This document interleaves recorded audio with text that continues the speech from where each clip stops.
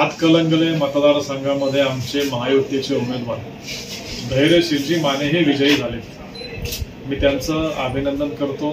Bharatiya Janata party, Shiv Sena, Rashtrawadi, महायुतीच्या सर्वच घटक पक्षाच्या कार्यकर्त्यांनी ही निवडणूक अत्यंत प्रामाणिकपणे लढली, चांगल्या पद्धतीनं जिद्दीने कष्ट घेतले आणि सर्वांनी मिळून एक दिलाने काम करून धैर्यशीलजी माने लोकसभेत पुन्हा एकदा खासदार म्हणून गेले।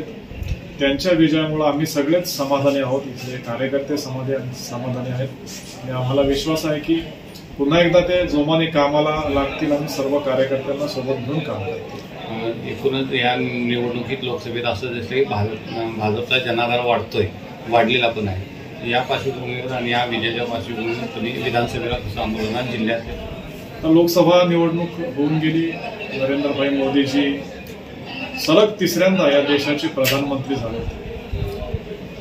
भारताच्या जनतेनं मोदीजींवरती विश्वास ठेवलाय, त्यांनी विकासाला मतदान केलंय। मोदीजींनी आपल्या देशाला एक नवी दिशा दिली आहे, विकासाची दिशा दिली आहे, त्यामुळं लोकांनी पुन्हा एकदा प्रधानमंत्री त्यांना बनवलंय।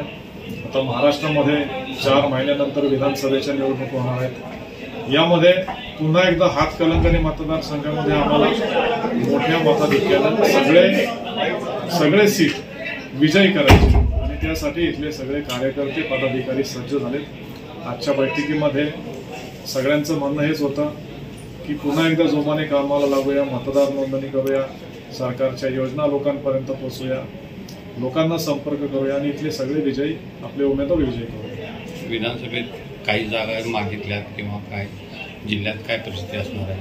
आम्ही महायुती म्हणून आमचे नेते जे ठरवतील ते आमचे उमेदवार असतील आणि त्यांना विजयी करण्यासाठी भाजपचे, आमचे मित्र पक्षांचे सगळे कार्यकर्ते काम करतील।